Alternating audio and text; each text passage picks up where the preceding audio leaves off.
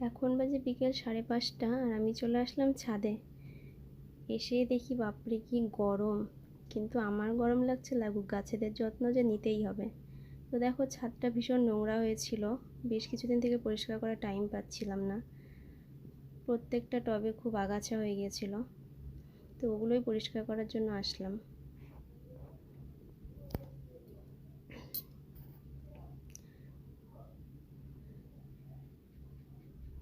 এদিকে এগুলো লঙ্কা গাছগুলো বীজ ফেলেছিলাম, তখন চারা হয়েছিল, তো চারাগুলোকে আর অন্য কোথাও সরানো হয়নি। এত লম্বা হয়ে গেছে আর এখানে মাটি হয়ে গেছে কম, গাছ হিসাবে মানে জায়গাটা হয়ে গেছে ছোট, আর মাটিটাও খুব কম হয়ে গেছে।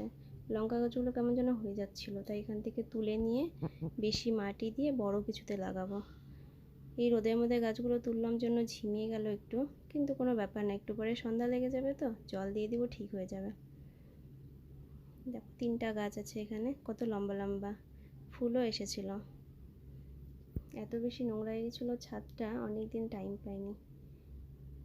এই যে দেখো সুন্দর করে গাছগুলোকে সাজিয়ে নিলাম, জলও দিয়ে দিয়েছি, তবে পুরো কাজ শেষ হলো না আজকে, কিছুটা বাকি থাকলো, আবার কালকে করব।